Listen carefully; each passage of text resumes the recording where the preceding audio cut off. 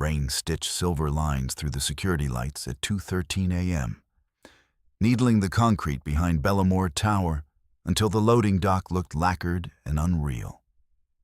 And Zoe Park stood under the metal awning with a paper cup of coffee gone bitter and cold, counting damp bills with fingers that had stopped feeling warm an hour earlier. 10, 20, 40, 60, $86 in tips, folded and refolded until the corners softened, while the left sole of her black work shoe peeled open at the ball of her foot and let rainwater wick through her sock each time she shifted her weight. Her spine ached from 14 hours on polished floors, her calves trembled when she stilled, and the fluorescent light above the service door made everyone look sallow and overexposed, like they were all one bad month away from disappearing. She tucked the cash into the zip pocket inside her tote and pulled out her phone, already knowing what waited there. 3 notifications sat pinned at the top, with red icons and timestamps from earlier that evening, each more formal than the last. Rent, overdue by 12 days. Electric, final reminder. Pharmacy balance, payment required for refill. Her brother's insulin was due in 2 days. Her checking account held $42.17. The numbers did not need interpretation. They pressed against her ribs with quiet, methodical force. A forklift beeped once from the far bay, and then went still. Somewhere inside the tower, dishwashers rattled pans and cutlery in industrial rhythm. The final percussion after a charity gala she had served with a neutral smile, and a tray she could carry one-handed through crowded tables without spilling. Banquet floor by night, accounts cleanup by dawn, same blazer, same careful voice, 2 time clocks, and 1 body that had begun to feel borrowed. She rolled her shoulders and heard a small click in her neck, then took a sip of coffee that tasted faintly of cardboard and old ash. "You're still here?" Mateo from night security pushed open the rear door, broad-shouldered in his navy jacket, rain caught on his shaved head like glass beads. He looked down at her shoe and winced. That thing gave up. It's still technically a shoe. She tried for lightness and managed thin. "Technically," he said, then lowered his voice. "You headed home now?" "Not yet. Reconciliation sheets for the Devereux event still need final coding. Banquet manager wants them in before 6. She rubbed her thumb against the lip of the paper cup. "If it posts before payroll run, I might get the extra shift differential this week." Mateo leaned one shoulder to the doorframe, concern crossing his face and retreating just as quickly. The practiced restraint of people who worked around wealth but did not belong to it. "You need a ride after?" "Bus is fine." He glanced past her at the rain blowing diagonal across the dock. "Fine isn't the word I'd use." She gave him the kind of smile service workers used on impossible guests and worried friends alike, all reassurance and no room for follow-up. "I'll make it." He held her gaze a second, then nodded, accepting what she could offer. "Text when you get in." "I will."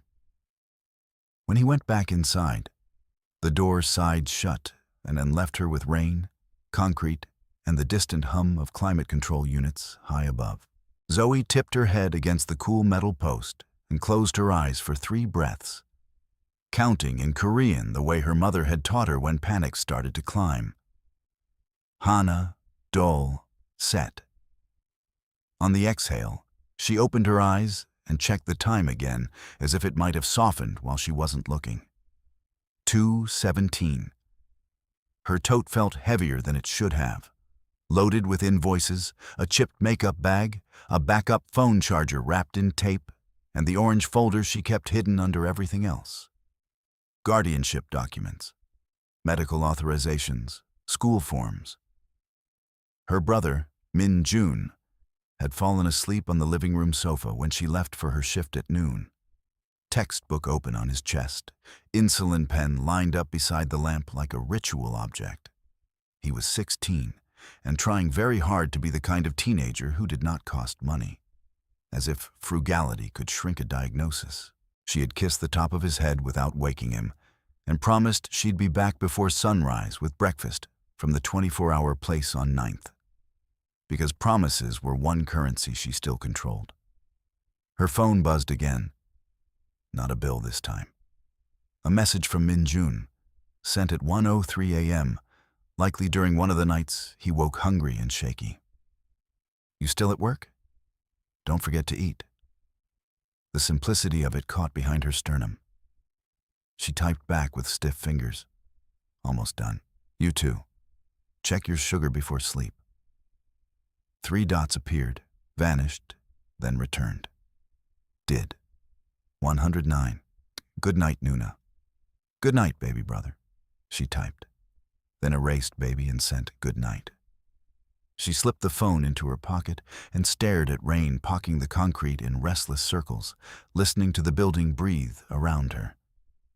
Bellamore Tower sold itself in brochures as timeless luxury. White stone facade, private residences above corporate suites, ballrooms wrapped in crystal and brass. At ground level, its lungs were service corridors, freight elevators, break rooms that smelled like bleach and fryer oil, women with swollen ankles balancing 3 jobs, and men with old back injuries lifting banquet chairs for guests who talked about market volatility over imported wine. At 2:29, she pushed inside and crossed the service hallway toward the accounting annex, passing carts stacked with folded linens and silver warming trays streaked with condensation. The heat hit her face first, then the mixed scents of detergent, garlic, wet wool, and expensive perfume clinging to the air long after the donors had gone. Her blazer, thrift store charcoal with one inner seam hand-stitched by her own tired fingers, scratched at her wrist. She rolled the cuffs twice and sat at the narrow desk assigned to overflow staff, where 2 monitors glowed with spreadsheets and vendor logs, code columns, invoice numbers, signature initials. She moved through them with practiced speed, shoulders rounded, eyes burning by the 3rd tab. There was a strange relief in numbers when they stayed obedient, when debits and credits answered each other, when an error had a discoverable source and a correctable fix. Life outside the screen refused that logic. Invoices could be reconciled. Fear could not. At 3:06, her stomach cramped with a hollow, sharp twist that made her press a fist to her abdomen and wait it out. She had eaten half a dinner roll between table 17 and 18, then forgotten about food while clearing champagne flutes and replacing centerpieces. On the desk beside her sat a plastic container with 2 hard-boiled eggs from home, untouched because she was saving them for the bus ride. She peeled one now and sprinkled it with salt from a packet she kept in her wallet, chewing slowly while her eyes tracked line items. Rent, electric, pharmacy. She built her own silent ledger with each bite. If tips held at 86 and payroll posted by Friday, maybe she could cover 1 notice and partial on the 2nd. The insulin had to come first. It always came first. Someone laughed in the corridor, bright and brief. Then the sound faded. Zoe signed off on a beverage variance and reopened the internal calendar to check morning assignments. Banquet floor at noon tomorrow, evening private dining backup at 7.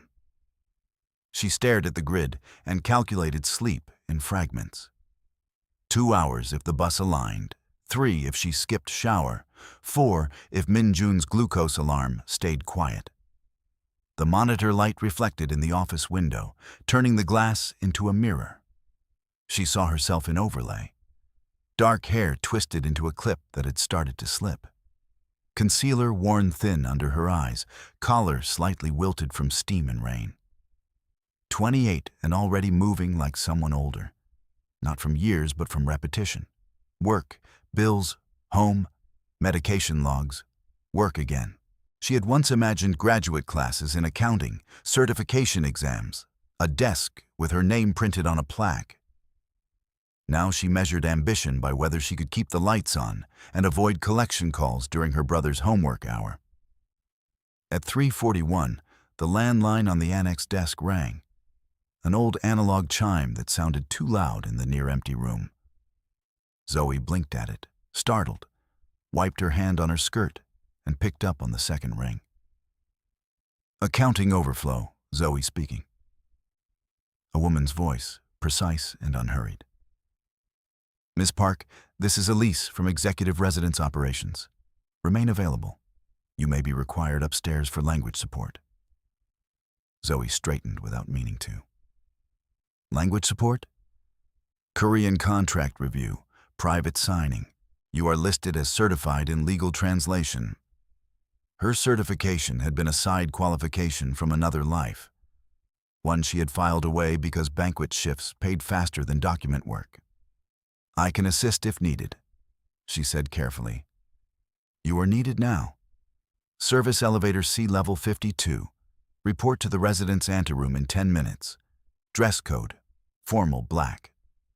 Zoe looked down at her damp skirt, her split shoe, the coffee stain at the cuff she had tried to blot with club soda. Her throat tightened anyway. I'm currently in banquet uniform. A pause, then. Do what you can. Be punctual.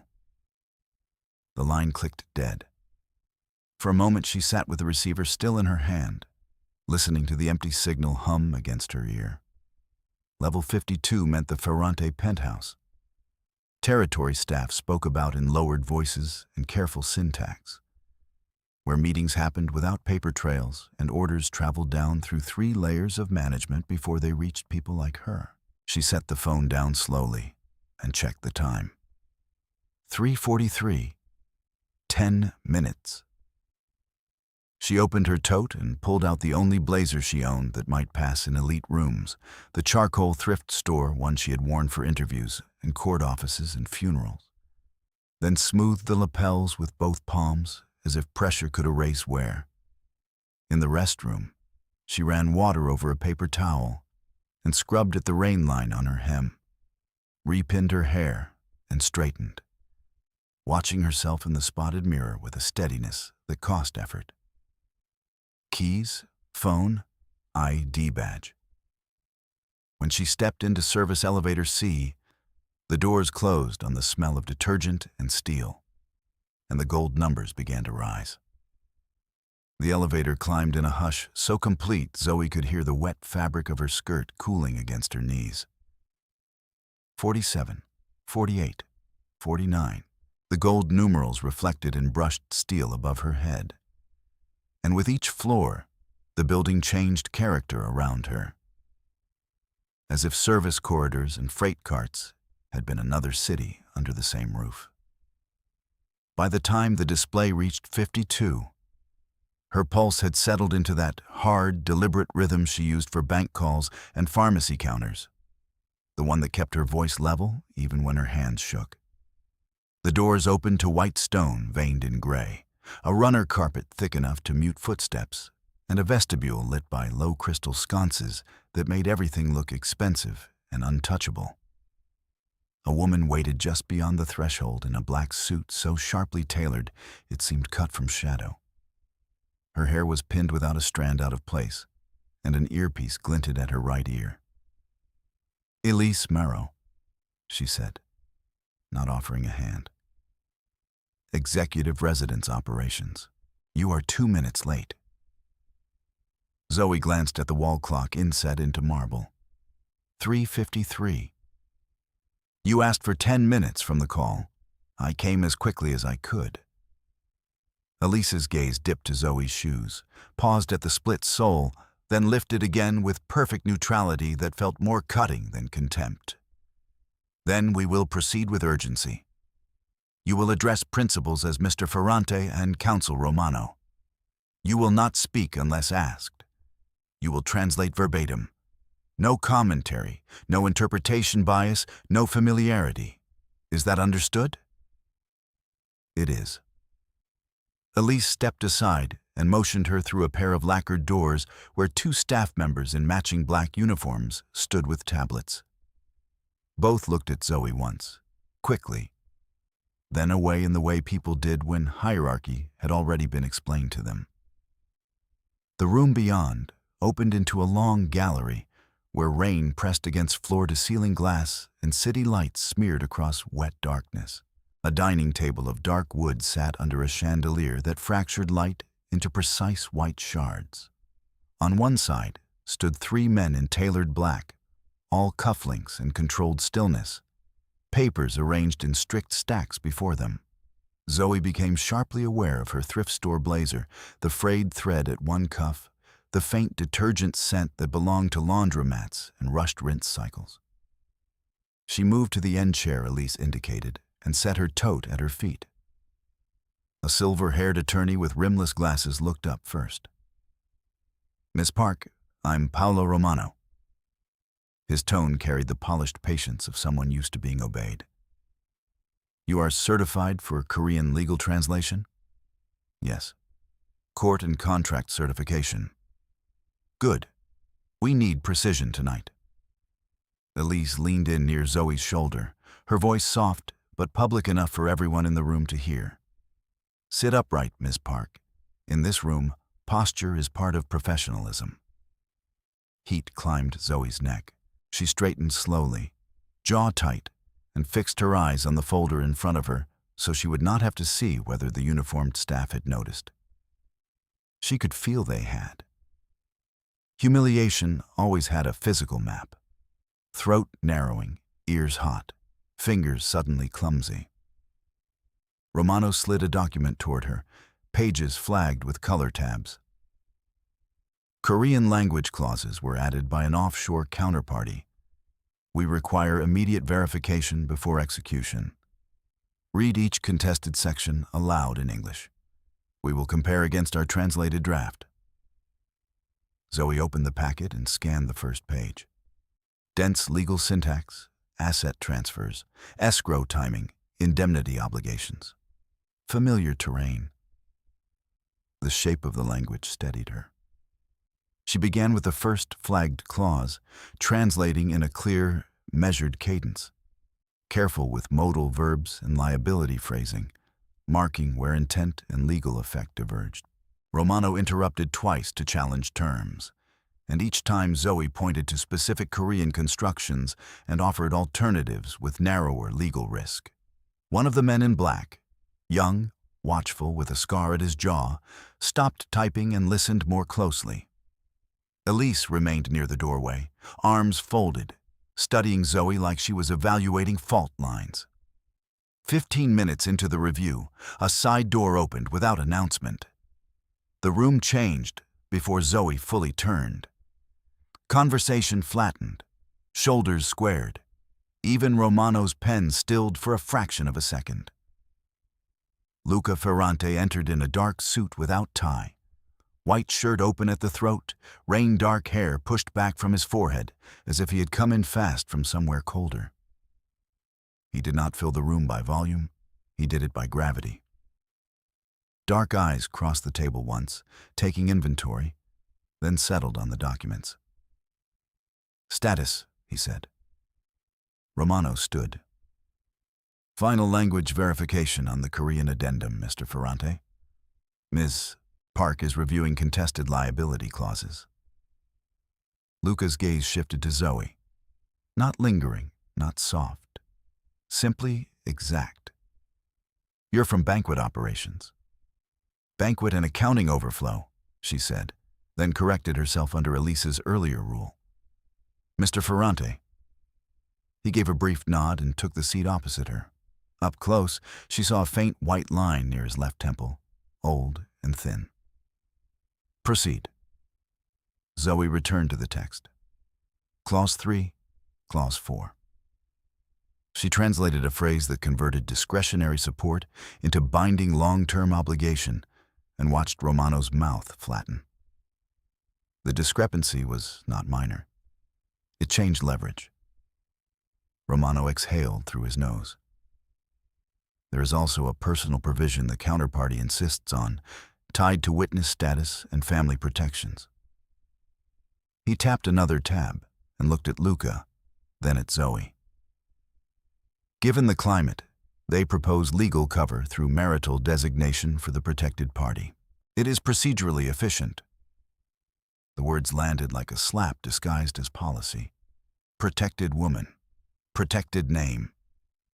Zoe felt every eye in the room turn toward her, as if she were an object to be tagged and moved. She looked directly at Romano. I don't need a husband. Silence snapped into place, crisp and immediate. Elise's expression did not change, but her fingers tightened once against her sleeve. One staffer at the wall shifted his weight and then went still. Luca did not raise his voice. He did not look surprised. Good, he said, low baritone carrying across crystal and glass. Because I need a witness. He pushed a sealed black ledger across the table toward Zoe. No ring, no contract line with her name attached. Just the ledger, wax mark unbroken, and the unspoken weight of consequence. Romano adjusted his glasses. Mr. Ferrante, with respect, witness exposure increases. Noted, Luca said. The attorney fell silent. Zoe stared at the ledger, then at Luca. A witness to what? To facts that outlive intimidation. His eyes held hers, level and unreadable. You translate, you account, you notice details. Tonight, that matters. By 4:21, rain had intensified against the glass so hard it sounded like static. Elise moved to the wall console and dimmed one bank of lights, reducing glare on the table. And in that shift of brightness, Zoe noticed a corridor monitor mounted near the service entry. 6 camera tiles glowed in a neat grid. One flickered, cleared, then went black for a beat before returning. No one commented. Romano resumed discussion of filing protocol, and Luca signed 2 pages with a silver pen, each motion economical. Yet a current had entered the room, subtle and wrong. A soft knock came from the service door. Elise opened it 6 inches, listened, then frowned. Valet transfers early. Send them to operations, one of the suited men said. Elise shook her head. Message marked immediate for Mr. Ferrante. She stepped aside as a young valet in soaked uniform came in clutching a key ring and an envelope gone damp at the edges. He couldn't have been older than 20. Water dripped from his sleeves onto the marble, and his hand trembled hard enough that the keys rattled in bright, nervous bursts. Sir, he said to Luca, trying for steady. Apologies. This was handed off at lower service. They said direct delivery. He took 1 step forward. The keys slipped from his fingers, struck the floor, and skittered under the console table. The sound was small, but Zoe flinched, not at the metal on stone, at his face. Pallor under brown skin, pupils too wide. Breathing too fast for a short walk from the elevator. Fear sat on him like cold rain. Elise's voice sharpened. Pick those up. The valet crouched, missed once, then gathered the keys with both hands before standing again. Sorry, ma'am. Luca watched him for a long second. Who gave you the envelope? Man at service intake, dark coat, didn't show badge, he knew your name. The valet swallowed. He asked which elevator your guest used. Zoe's skin prickled along both arms. Romano set his pen down. Description? Tall, mid-30s maybe, smiling the whole time. The valet's throat worked. Didn't look like staff. Elise took the envelope, checked the seal, then passed it to Luca without opening it. Security should have logged this. They didn't, Luca said. Across the room, the corridor monitor flickered again. Tile 4, the same camera, blinked out for 2 full seconds, came back with faint static, then stabilized. Zoe tracked it without moving her head. In the reflection of the monitor glass, she saw her own face, composed by force, From somewhere behind the mirrored panel near the hall junction came muffled voices, too blurred to parse at first. The panel looked decorative, smoked and seamless, but she knew from banquet routes that it hid a service passage connecting private elevators to back corridors. She had pushed linen carts past it twice on holiday shifts. A male voice rose enough to cut through the rain. Warm, conversational, carrying that polished friendliness people trusted before they learned better. "Just helping locate someone," he said. "Which elevator did the little liar use?" Zoe's breath caught halfway in her chest and refused to move. The room contracted to hard light, wet marble, and the old muscle memory of danger. Stay still. Stay quiet. Do not give him an angle. She knew that voice with a certainty that made her knees weak. Miles Cade had found her. Miles Cade had found her, and Zoe's body recognized that fact before her mind shaped it into language. Her throat closed so fast she swallowed against nothing, pulse thudding high and uneven as if her ribs had shrunk around her lungs. The mirrored panel at the hall junction reflected fractured light from the chandelier, and in that broken glare she saw movement behind smoked glass, a tall silhouette angling toward the service access with practiced confidence. Luca rose without scraping his chair. "Elise." Elise was already at the wall console, fingers moving across the security interface. "Hall camera 4 dropped twice. I'm rerouting corridor feed." Her voice stayed clipped, but the tendons in her neck stood out. She touched her earpiece. "North Detail report." Static answered first, then a male voice. "North Detail delayed at ballroom transfer. 2 minutes out." "Unacceptable," Elise said.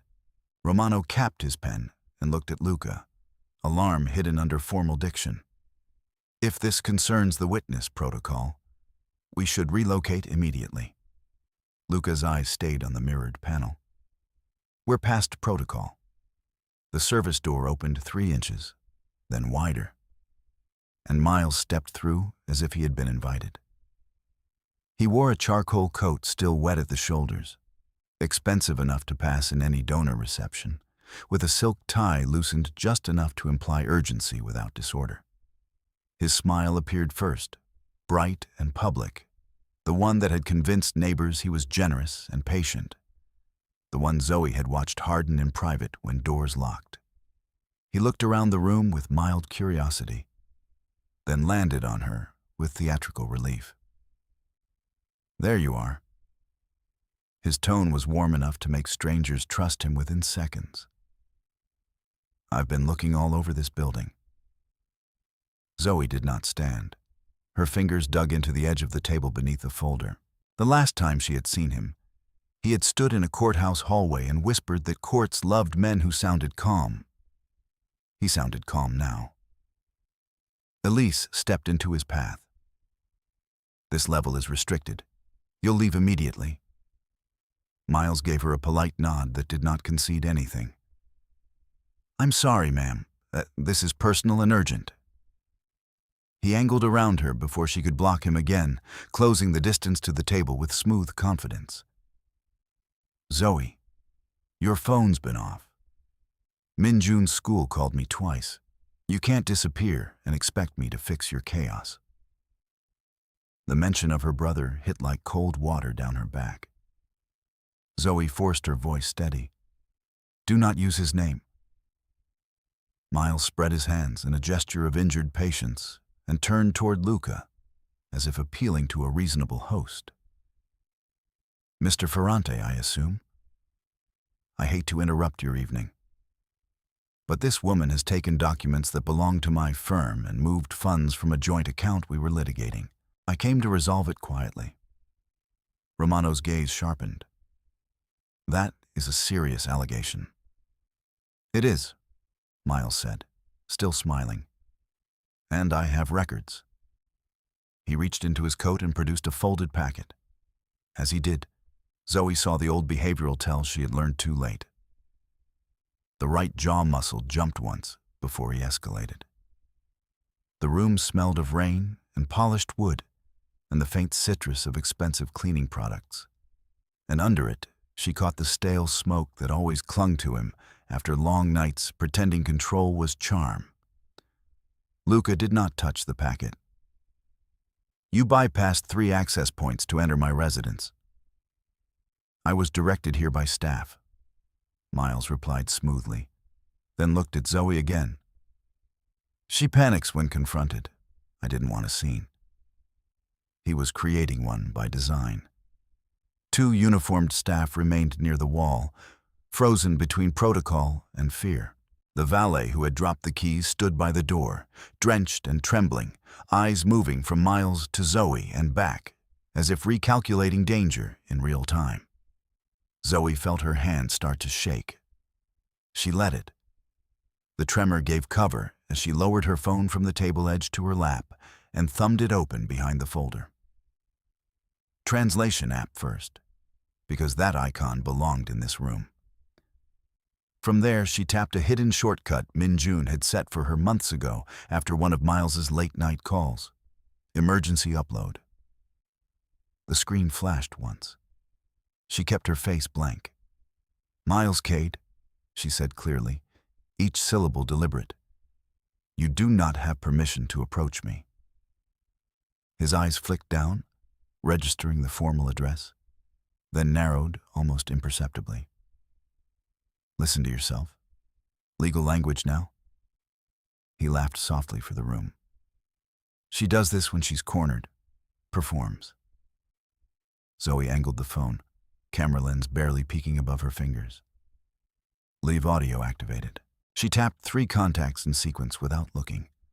Ferrante Security Chain, District Financial Crimes Tip Intake, and Backup Cloud. Send. Miles took 2 steps closer. "You stole from me, Zoe. You drained an account and fabricated debt notices in my name. Tell him."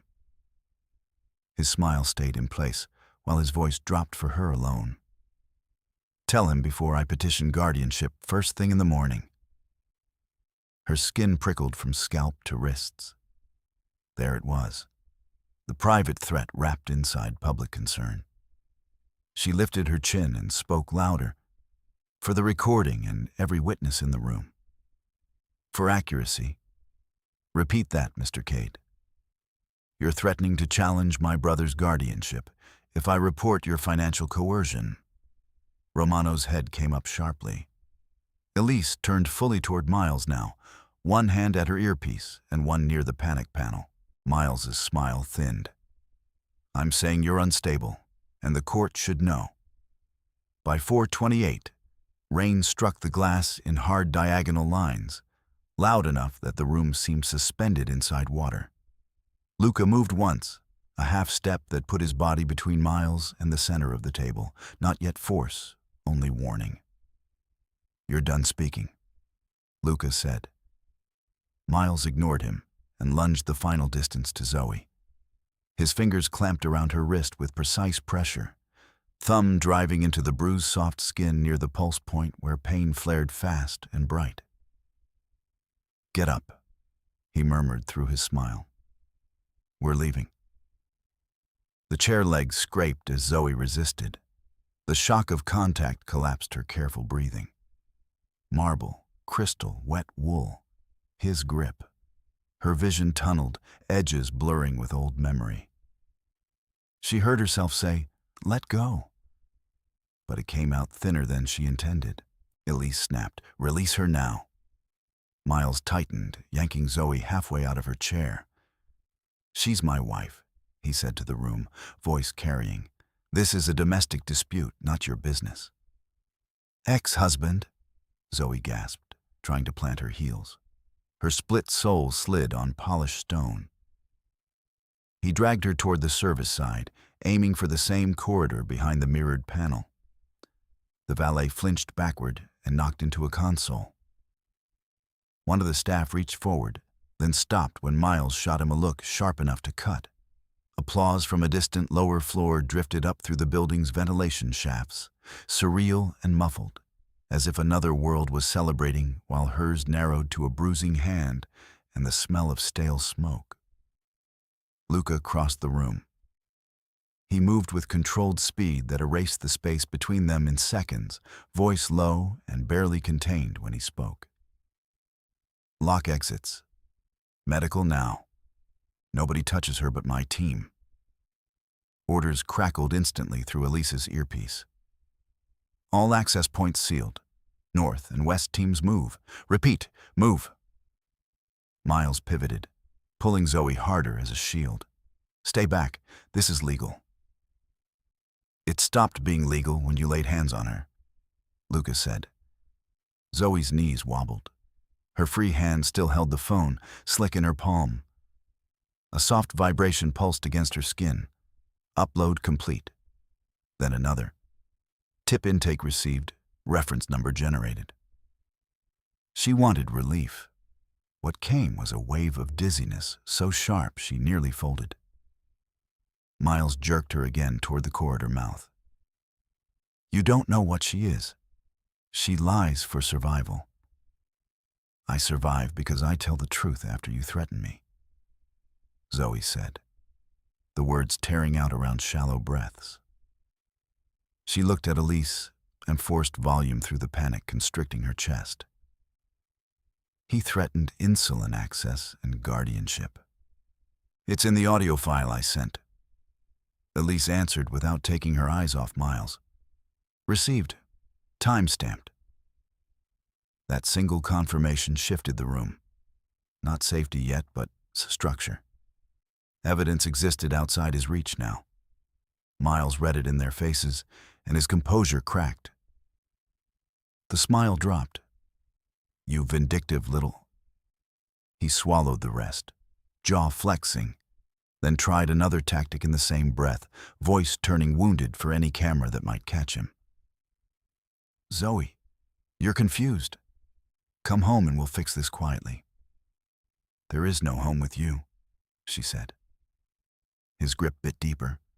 Pain sparked up her forearm, and with it came the old reflex to appease long enough to reduce damage. She hated that reflex. She hated that it still lived in muscle and breath. For one dangerous second she froze, heart hammering so hard she could hear it in her ears over the rain and radio chatter. Lucas saw it. The falter, the narrowing focus, the way her shoulders curved inward as fear tried to make her smaller. His expression hardened into something cold and exact. Zoe, he said, not loud, not soft. Look at me. She did, because command in his voice cut through panic where reason had failed. Dark eyes, steady and unblinking, anchored in front of her. Step left on my count, he said. When I move him, go behind Elise. Do not stop. Miles barked a short laugh. You think she'll run to you? She won't run, Lucas said. She'll choose. He shifted his weight, subtle as breath. 1. Security boots pounded in the outer corridor. Elise angled her stance, opening a narrow lane behind her shoulder. 2. Miles glanced toward the sound, just for a fraction. Now. Lucas struck Miles's wrist with a precise downward motion, not wild force, but targeted control at the joint. Miles cursed and his grip broke.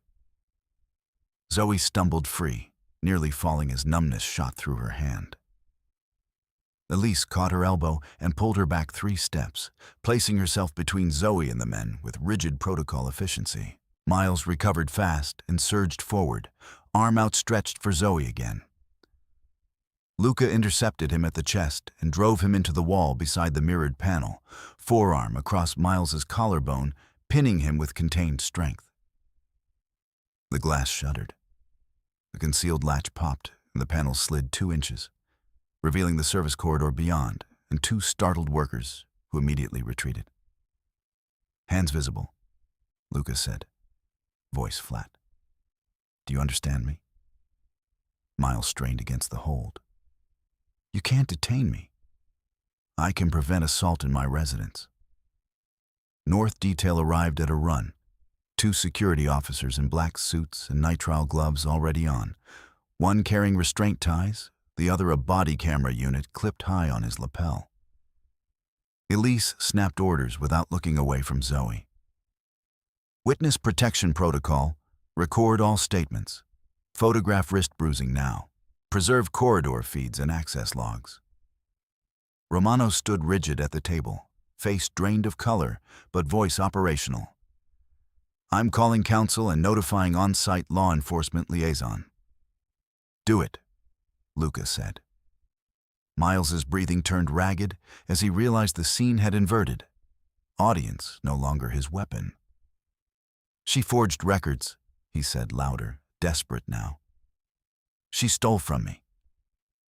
Zoe pressed her shaking hand against her opposite forearm and stepped out from behind Elise before anyone could stop her. Her voice came rough but clear. I documented your debt ledgers, your false medical invoices, and your threats. I submitted them tonight, under your full legal name, in this room. Miles stared at her, stunned enough to go still. She held his gaze through the tremor and added, You don't get to narrate me anymore. Luca did not look back at her, but his next order came with unmistakable finality. Remove him.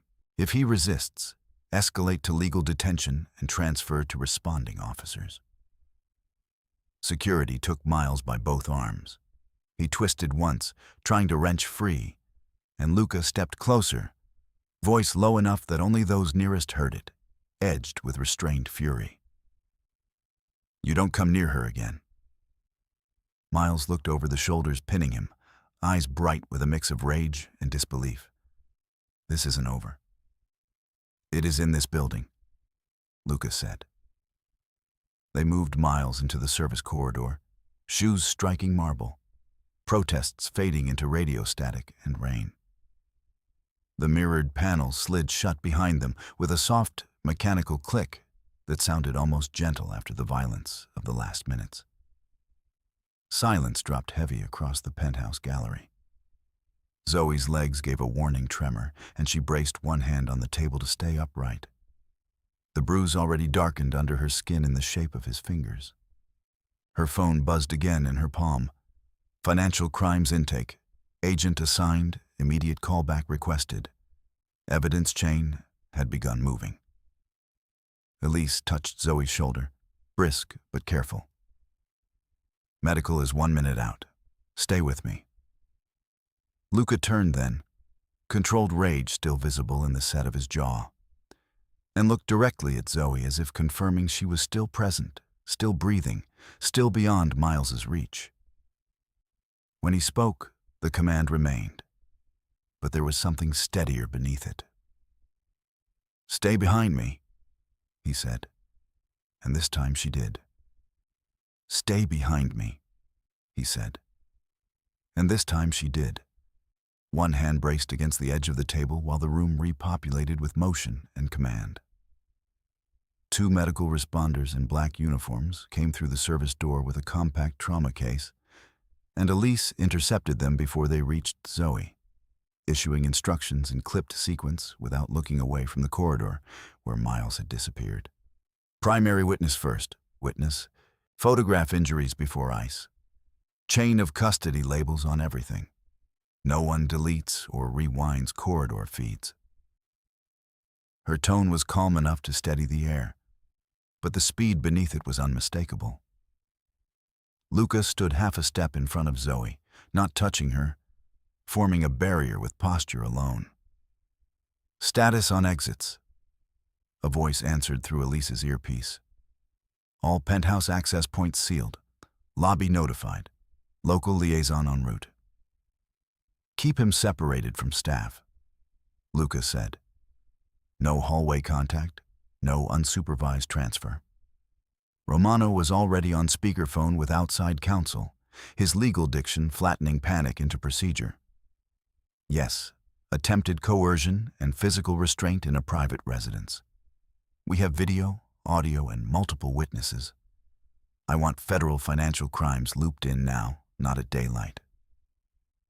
One medic crouched in front of Zoe. Miss Park, I'm Nia.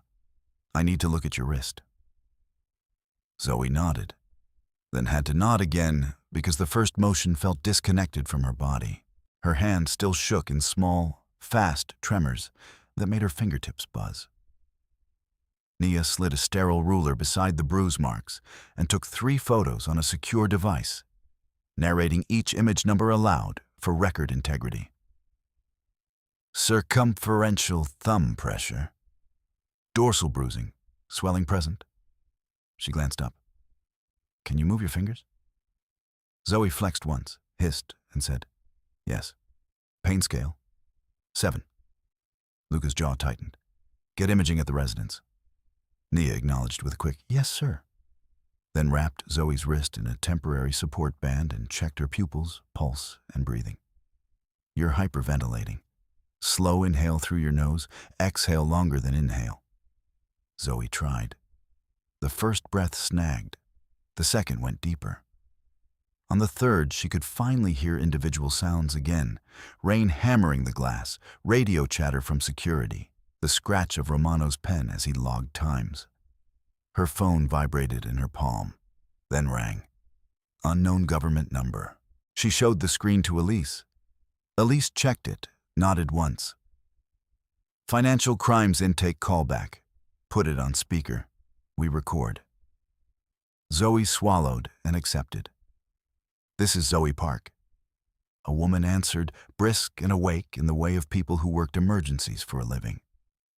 Ms. Park, Agent Delaney, District Financial Crimes Task Force.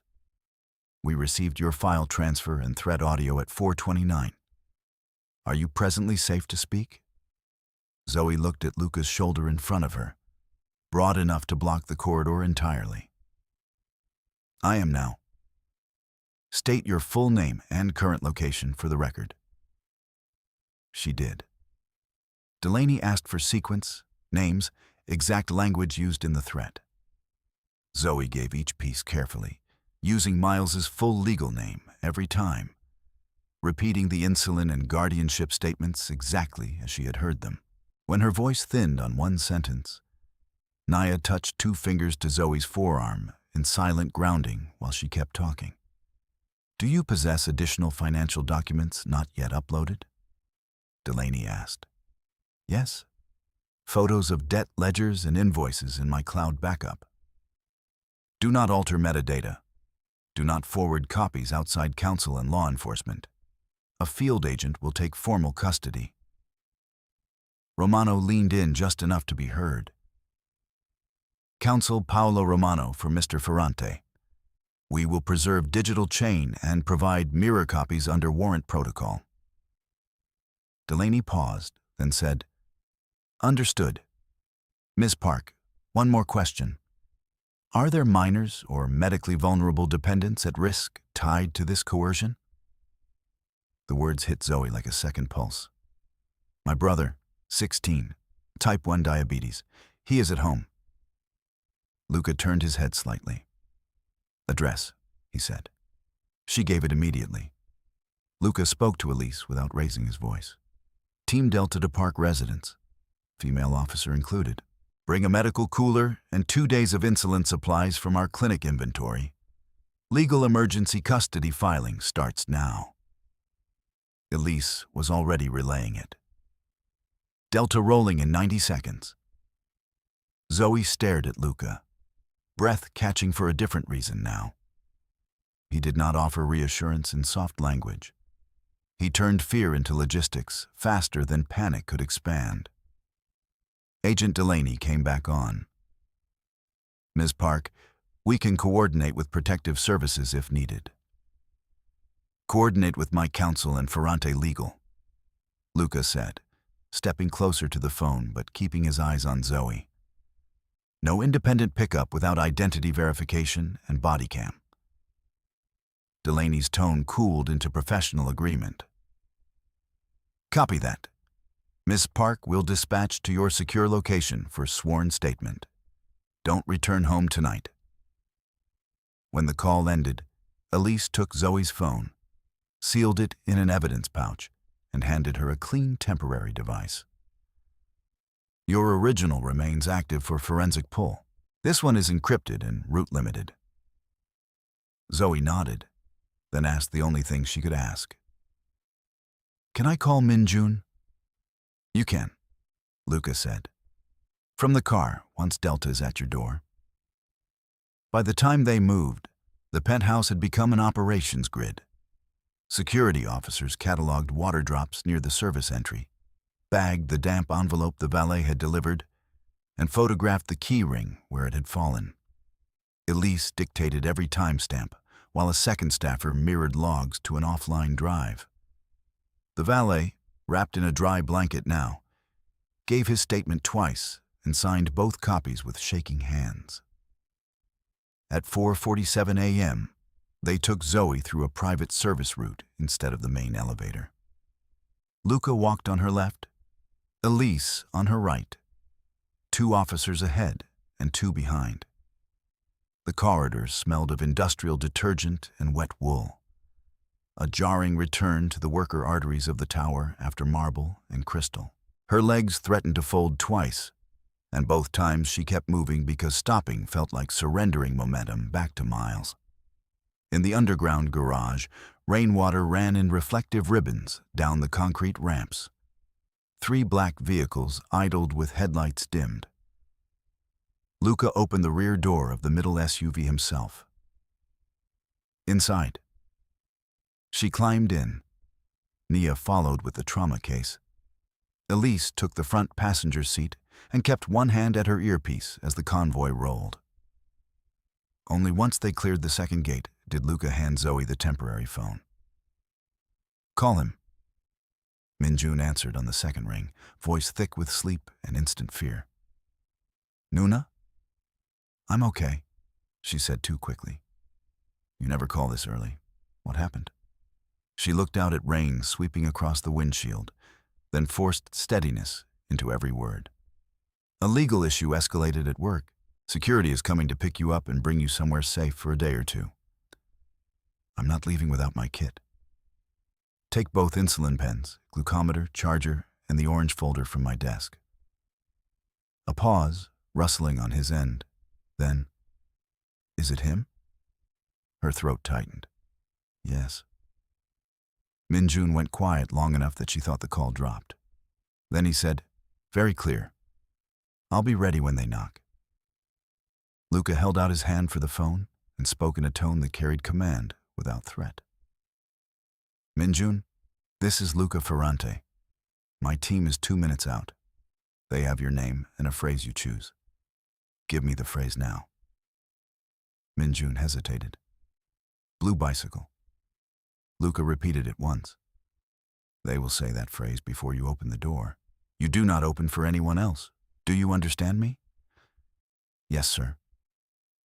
When the call ended, Zoe pressed her bandaged wrist to her sternum and closed her eyes. Nia adjusted the support wrap and passed her a bottle of water. She drank in short swallows, each one scraping down a dry throat. By 5:10 a.m., they entered a secured residence on the riverside of the city. A converted townhouse from the outside and a controlled medical legal hub inside. The front salon had been stripped to practical furniture. 2 sofas, 1 long table covered in charging docks, 3 wall monitors with live feeds, and a whiteboard marked with names and check-ins. A woman in her 60s with silver hair and an immaculate navy cardigan met them at the entry. "I'm Marta," she said to Zoe. "House manager. You're safe here." Nia led Zoe upstairs to a small infirmary room that smelled of antiseptic and lavender hand soap. A female physician introduced herself as Dr. Han, examined the wrist, ordered portable imaging, and checked the old scar line along Zoe's rib cage when she flinched during a breathing test. "Any prior fractures?" Dr. Han asked. Zoe's answer stuck for a beat. 2 ribs, last year. Documented? No. Doctor. Han looked at her for 1 quiet second, then wrote exactly what mattered. Noted as patient report pending imaging. After x-rays confirmed no new break in the wrist, just deep contusion and ligament strain. Dr. Hahn left pain medication on the bedside table with strict dosing instructions. Marta brought clean clothes and warm broth. Zoe managed 6 spoonfuls before her stomach rebelled, and she set the bowl aside. A knock sounded once on the open infirmary door. Luca stood there with his jacket removed, white shirt sleeves rolled to the forearms, rain and strain, both visible now that the immediate crisis had thinned. A medic behind him taped fresh gauze over a shallow scrape near his shoulder, where he must have hit the wall during the restraint. Under the harsh infirmary light, an older scar cut diagonally across the same shoulder, pale and uneven, the kind that came from metal and survived by luck. "You should rest," he said. Zoe almost laughed at the absurdity of the word, but exhaustion won. "I don't know how." He stepped inside and closed the door halfway, enough for privacy but not isolation. "Then we do the next required thing. Statement with counsel in 20 minutes. After that, sleep." She stared at the scar on his shoulder before she could stop herself. He noticed and pulled the gauze tape flat with 2 fingers. "Old shrapnel," he said. "Long time ago." She nodded, then looked at her own wrapped wrist. "You run this like a military unit." "I run it like people's lives depend on timing," he answered. The precision in his voice stripped away the myth she had built around him in the penthouse. Not a man enjoying power for display.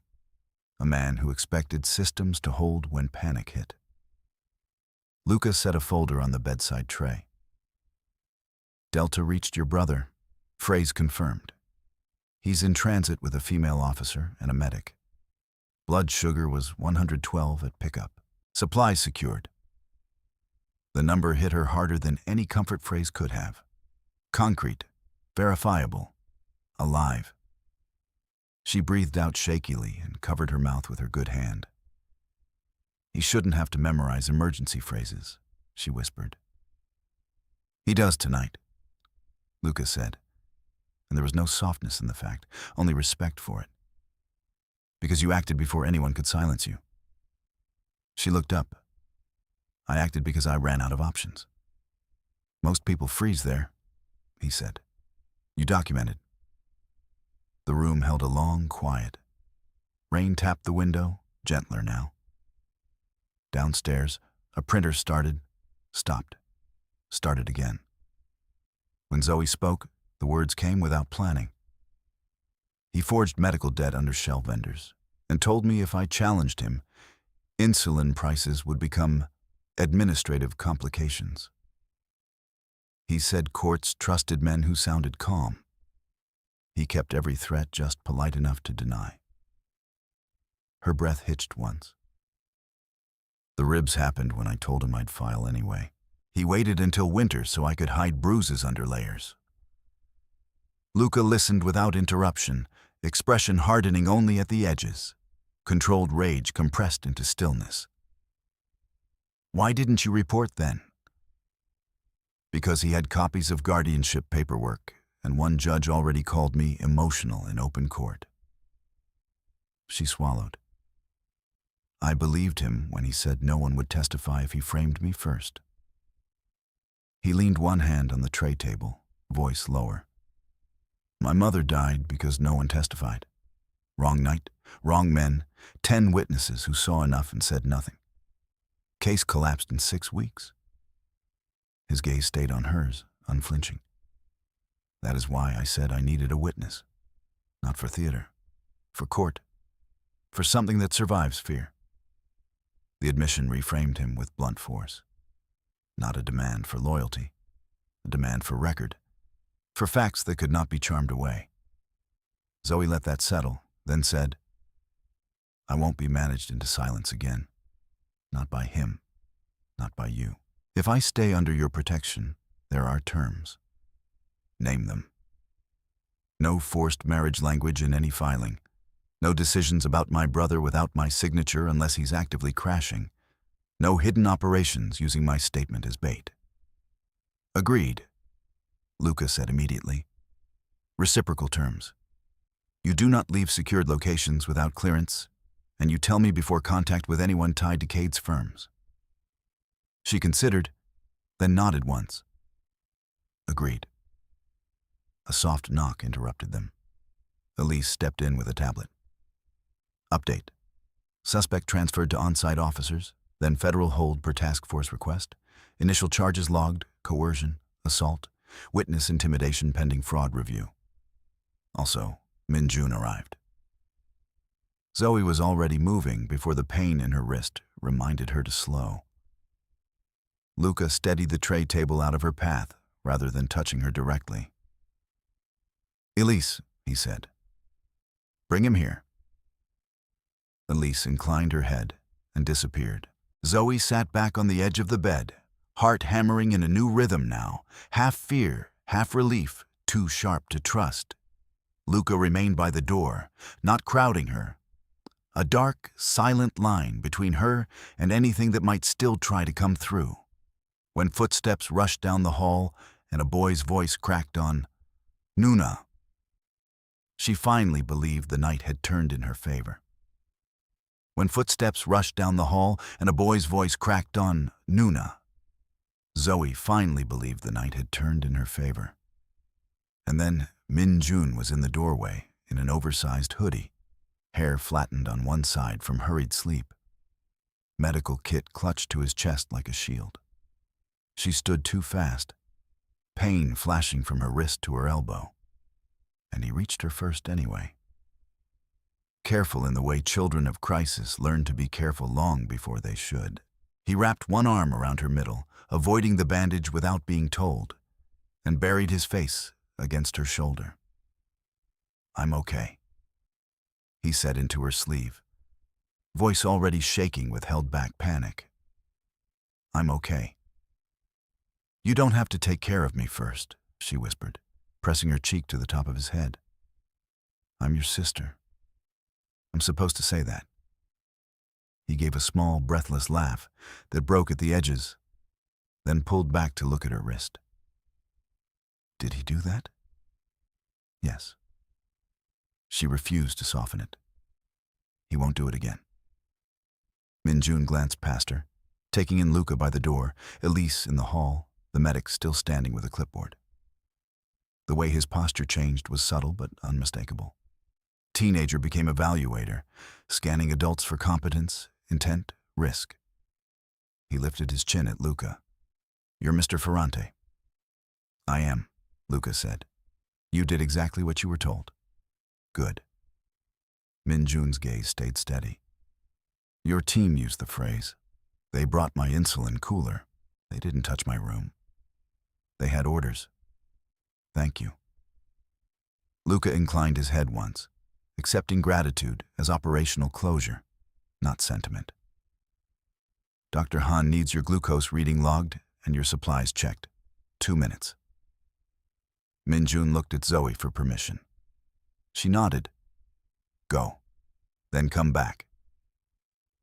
When he left with the medic, the room quieted again. The kind of quiet that came after a siren cut out and left everyone listening for what might follow. Zoe sat on the bed slowly this time, exhaustion settling into her bones now that relief had somewhere to land. Luca remained where he was, one hand on the half-open door, creating distance and security in the same gesture. Your brother is observant, he said. He had to be. Zoe flexed her fingers inside the support wrap and winced. Kids in stable homes learn piano or soccer. He learned which pharmacy would extend credit if he sounded polite enough. Luca's eyes moved to her bandage, then back to her face. He still has you. The statement should have comforted her. Instead, it struck the center of an old fear, that love made leverage, and leverage invited predators. She looked away toward the rain-striped window. Dawn had not arrived yet, but the black sky had thinned to deep graphite over the river.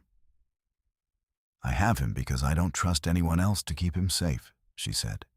That includes powerful men who solve problems fast. A beat passed. That includes me. was not a question. Zoe nodded anyway. Luca stepped fully into the room and closed the door to a narrow gap, preserving line of sight to the corridor. A primary consideration is control. Men like Cade use it to isolate. I use it to prevent damage. His voice stayed even, but something tightened beneath it. From your vantage point, those can look similar. They can feel similar too, she said, and hated that her voice sounded unsteady. Orders, routes, phones taken for evidence, people telling me where I can stand, when I can sleep, who I can call. He took that in without flinching. Then we adjust framework. You keep your temporary phone on your person. You approve every movement involving your brother unless medical emergency applies. You review security plans before execution. If anyone on my team overrides that without cause, they report to me directly. Zoe looked back at him. The offer was not romantic, not warm. It was a contract in plain speech. She trusted contracts more than promises. Still, attraction arrived in the worst possible moment, involuntary and unwelcome, sparked by competence and restraint and the fact that he listened like her words had legal weight. Fear rose beside it, equal force, because she had once mistaken decisive behavior for safety and paid for that mistake in bone and breath. You make it sound simple, she said. It's not simple. It is structured. She almost smiled despite herself. You're not used to people arguing with your structure. I prefer it when they do before operations fail. A knock sounded. Dr. Han entered with Min Jun and a slim tablet. Glucose is 116. Supplies are complete.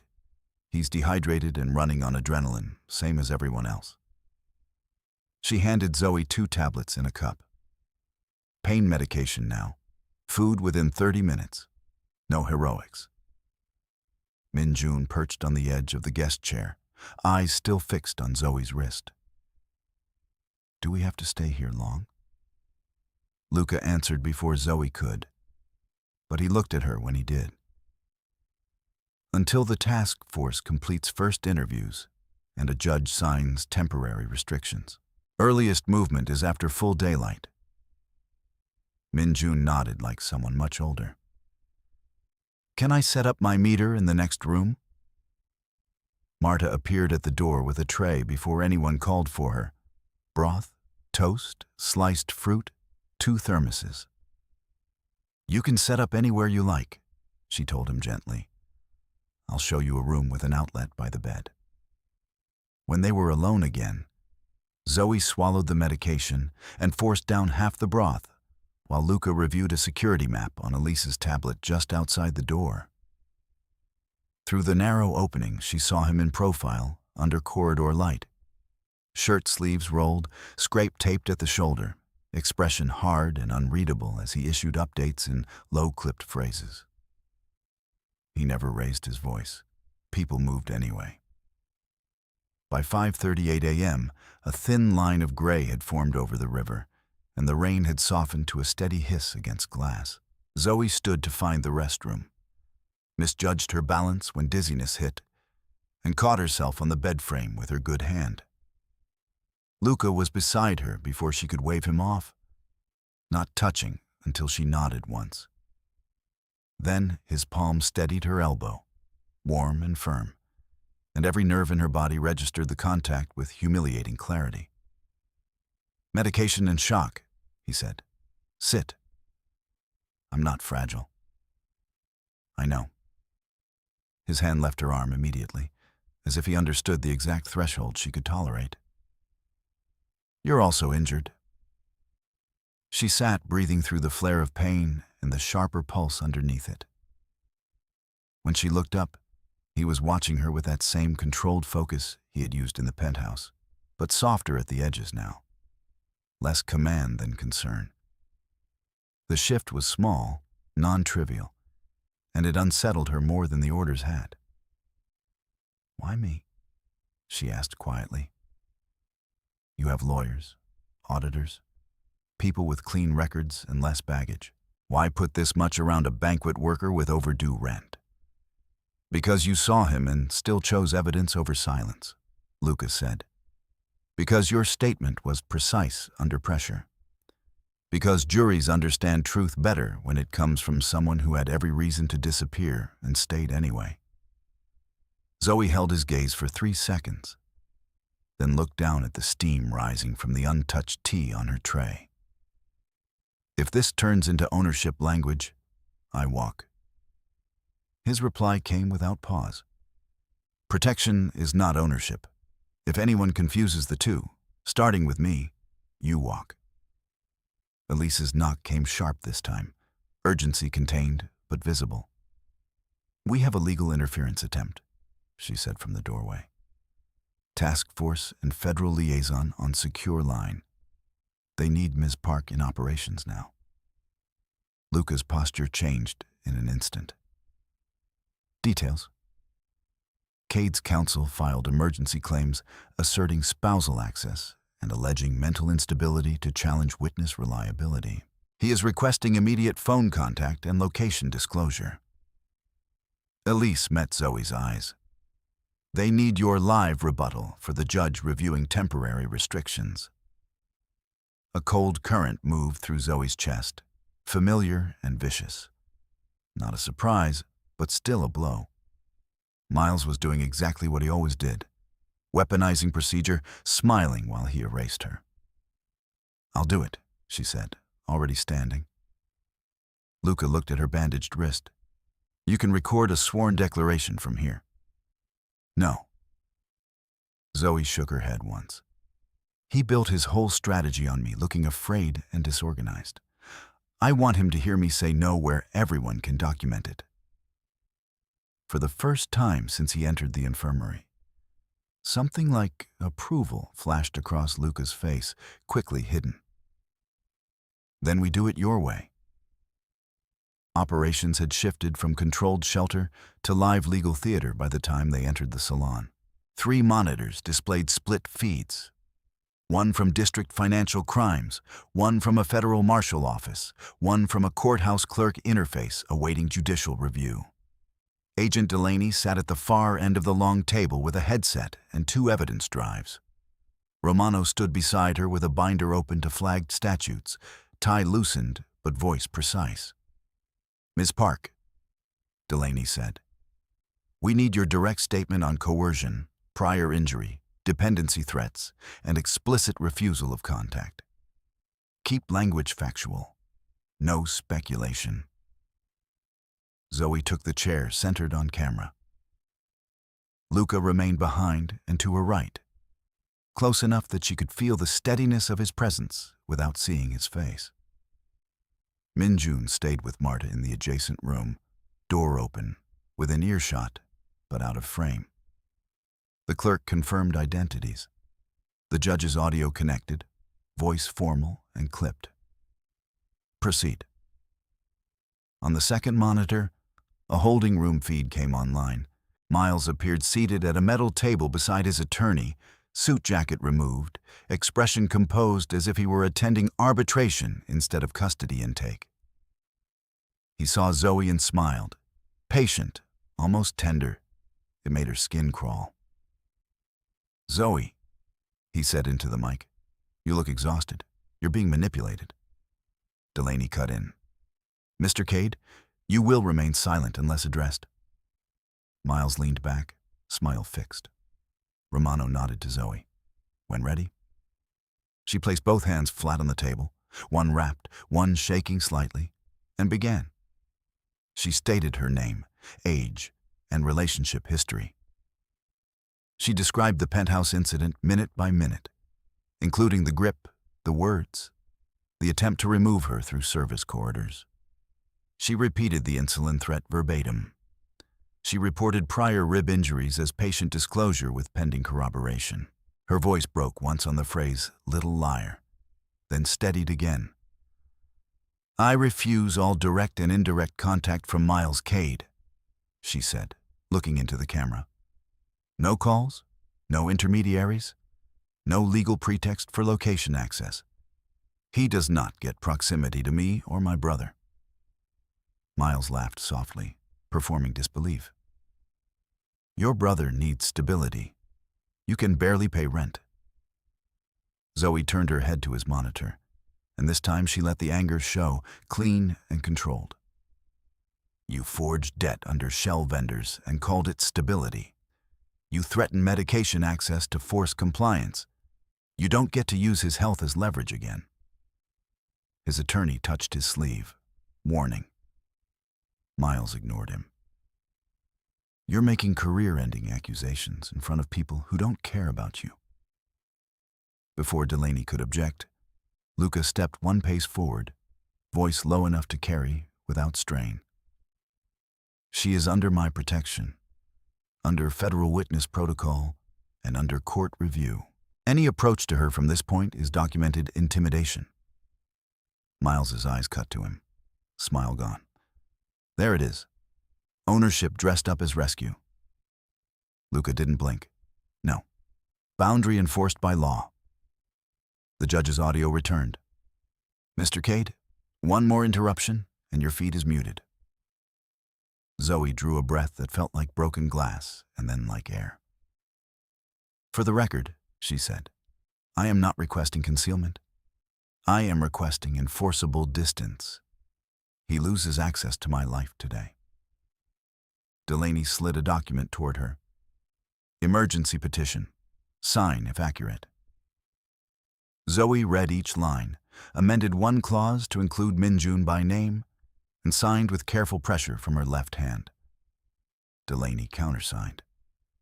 Romano filed electronically within seconds, receipt number appearing on the clerk feed. Miles leaned toward his camera one last time, voice stripped of charm now. You think this protects you? Zoe met his stare and answered before anyone else could. It protects the truth. That is enough. The judge granted temporary restrictions pending full hearing, effective immediately. No contact, no proximity, no third-party outreach, and protective status for dependent household member. The marshal feed confirmed service in custody. Miles's screen went dark. Only then did Zoe realize she had been holding tension in every muscle from neck to ankles. She exhaled slowly and sat back, eyes stinging with fatigue more than tears. Luca lowered his head near her shoulder, voice meant for her alone. You drew the line. I kept it where he could see it, she said, and where he cannot cross it without consequences. She looked up at him, fear still present, attraction still present, trust still unfinished but moving. No hidden decisions, she reminded him, quiet but firm. His answer came with the same gravity he brought to orders, but gentler. No hidden decisions. Do you understand me? Yes, Zoe said. And for the first time that night, yes felt like her own word. Agent Delaney muted the court channel and pulled off her headset, the hard lines around her mouth easing by a fraction. Protective order is active in all linked systems. Patrol, court security, and pharmacy fraud enforcement are notified. Mr. Cade is now restricted from direct and indirect contact. She tapped the nearest evidence drive. Next, we lock every loose thread before his counsel invents one. The operations room shifted from confrontation to method. Elise stood at the end of the table with a legal pad and read each item aloud, while a second staffer mirrored entries to digital log. The damp envelope delivered at the penthouse had been opened on camera with gloves and witness signatures. Inside had been a forged transfer form using Zoe's name and a typed note designed to bait a theft narrative. The key ring the valet dropped had included a cloned service override key cut from an internal mold, now bagged and matched to unauthorized corridor access. Camera Tile 4's blinkout had not been random interference. A contractor terminal had looped 6 seconds twice, and the terminal login traced to a subcontractor already in custody on a separate fraud warrant. Zoe sat very still and listened to the evidence become sequence instead of chaos. The sealed black ledger Luca had slid toward her in the penthouse had also been opened under warrant in front of Delaney, Romano, and a federal clerk. Its pages mapped shell vendors, staged debt purchases, and coded payments tied to Miles's private coercion network. The audio file she sent from her phone had been hash-verified. Her original device, sealed in the pouch, had already been forensically imaged and returned to protected storage. The wrist photographs had matching timestamps from medical and security feeds. The old rib injuries she disclosed, once in visible history, were now documented in Dr. Hahn's report and linked to prior urgent care visits Miles's attorney had claimed were sports strain. Nothing floated loose anymore. At 6:02 a.m., Delaney's secure line rang. She listened, asked 3 short questions, and looked up. Field team executed 2 warrants at Cade Financial and 1 at Graybridge Recovery. Servers seized. 2 accountants detained. 1 compliance officer asked for counsel before interview. She glanced at Zoe. Your upload gave probable cause. Without it, this drags for months. Zoe nodded, then checked the temporary phone. 1 message sat unanswered from hours earlier, so ordinary it stung. Mateo, you get home? She typed with her left hand. Not home yet. Safe location. Long night. Thank you for checking. The response came before she set the phone down. Knew something was wrong? Glad you're alive. Tell your brother I found his missing hoodie in Lost and Found. She swallowed a laugh that almost became tears and wrote back. Tell him yourself when this is over. Elise noticed and passed her a glass of water. Operations note, she said quietly. I owe you 1 correction. Zoe looked up. In the penthouse, I corrected your posture in front of staff. Elise's expression did not soften, but her voice did. I enforced protocol to protect workers from being seen as casual by men who look for leverage. I handled that badly. It was unnecessary. I won't repeat it. The apology was clipped and formal, exactly Elise-shaped, and because of that, it landed. Thank you, Zoe said. By 7:11 a.m., Min Jun had fallen asleep in a chair with his meter on his lap and a blanket around his shoulders. Luca lifted the meter, set it on the table, and adjusted the blanket with the same care he used when handling loaded evidence. Zoe watched from the doorway and felt the old suspicion and the newer trust press against each other, neither fully winning. When Luca straightened, she said, If this becomes a cage, I leave. He faced her without irritation. Then keep the key. 3 days passed before the federal financial crimes hearing moved from emergency screens to a guarded courtroom. And by then, rain had cleared into hard October light that made every stone surface look colder than it was. Zoe wore a navy suit Marta found and hemmed overnight, and the new black shoes Min Jun picked because they look like you can run or stand still in them. The courthouse smelled of paper, coffee, and floor polish. Metal detectors hummed. Marshals spoke in low tactical shorthand by the doors. Inside, Zoe took the witness stand with her bandage gone and faint yellow shadows of bruises still visible if someone looked too closely. Delaney sat at prosecution table with the evidence index open. Romano watched from second row as liaison counsel. Luca stood behind the rail. Dark suit, still posture, eyes fixed on her with the controlled focus that had pulled her through panic once already. She testified to sequence, language, and intent. No dramatic flourishes, exact verbs, exact names. When defense counsel tried to recast Miles's words as domestic frustration, Zoe repeated the line from the corridor verbatim. Then the insulin threat, then the guardianship pressure. The courtroom grew quiet enough that the court reporter's keys sounded like rain on tin. Miles asked to speak. His attorney objected, then yielded when the judge allowed a limited statement. He rose, smoothed his cuff, and put on the public smile that used to make strangers defend him for free. "She's coached," he said, "by men who need a story." The judge warned him to stay within scope. Miles turned his head toward Zoe anyway. You always needed a stronger name to hide behind. The old fear moved through her body, familiar and fast. She did not look away. "No," she said. "I needed records." He snapped. The movement was sudden and clumsy, less strategy than rage. He lunged over counsel table, hand diving into a document folio where a compact holdout pistol had been hidden between binders. A marshal shouted. Chairs scraped. Zoe froze for one fraction too long, then pushed backward from the stand. Luca was already moving. He crossed the aisle in 2 strides, struck Miles's wrist offline, and trapped the weapon arm against the table edge before the muzzle could level. The pistol clattered across polished wood and spun to the floor, where a marshal kicked it clear. Another marshal drove Miles down and cuffed him while the courtroom filled with command voices. Weapon secured. Defendant restrained. Witnesses stay seated. Luca stepped back with both hands visible, breathing hard once, then steady again.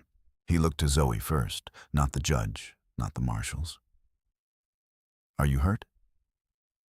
She shook her head, throat tight, and managed, "No." The judge recessed for 9 minutes and returned with new charges added on the record. Attempted murder, witness intimidation enhancement, and courtroom weapons violation on top of coercion, assault, and financial fraud counts already pending. After that, the pace was legal rather than cinematic, but no less decisive. The valet who had trembled at the penthouse testified under immunity that Miles's aide paid him to carry the envelope and ask about elevator routes. The subcontractor tied to camera 4 admitted he looped footage for cash and gave up the cloned key order. The jaw-scarred man from Luca's table, Nico Sardi, gave the full security timeline he had started to signal that night and never finished speaking. Every loaded glance found language. Every interrupted sentence got a record line. 6 months later, on a rain-bright evening in early spring, Zoe stood on the plaza outside Bellamore Tower with certified copies tucked in a waterproof folder. Miles Cade convicted and sentenced. Restitution granted. Debt judgments vacated. Permanent guardianship of Min Jun entered without contest. And court disposition confirming the Level 52 Korean contract signing packet was voided as tainted evidence and formally re-executed under supervised independent review. Min Jun's insulin access was no longer a countdown crisis. Recurring prescription coverage, automatic refill authorization, and locked backup supply were active through his care team. Zoe had ended the overnight double cycle and moved into a single-site language compliance role with capped hours. And for the first time in years, exhaustion was not the price of keeping them alive. The air smelled like wet stone and traffic, and the coffee cart by the curb that still burned beans half the time. Mateo waved from the service door, lifted a hand at Min Jun, and disappeared back inside with a crate of glassware. Zoe watched city lights reflect in shallow puddles where she had once counted 86 damp dollars and pretended she could outwork terror. Beside her, Luca held an umbrella angled to cover all 3 of them, though Min Jun kept drifting out from under it to step on the edges of puddles and check messages from school friends who finally thought of him as a normal 16-year-old again. Min Jun glanced between them and said, "I'm getting noodles with Jay. I'll be in the lobby where cameras are. Don't do mysterious adult silence for too long." He left before either could answer. Zoe laughed under her breath, then turned to Luca. His expression was unreadable in the rain light, but his shoulders had lost the constant combat tension she remembered from that first night. "I still don't need a husband," she said. "I know. I need honesty, early, even when it's inconvenient, No protection that erases me. No decisions about my brother around me, over me, or for me. He nodded once. Done. She searched his face for evasion and found none. And your terms? He took a breath, eyes on hers. No disappearing when you're scared. No carrying threats alone because you think burden is the price of love. If danger returns, you call me before you call fear. Rain ticked against the umbrella like a quiet metronome. Zoe felt the weight of files in her hand. Legal language turned into a life she could stand inside without flinching. You said you needed a witness, she said. His mouth shifted, almost a smile, almost not. I still do. To what? To the life we choose on purpose. She considered him for a long moment, then stepped closer until the space between them held warmth instead of strategy.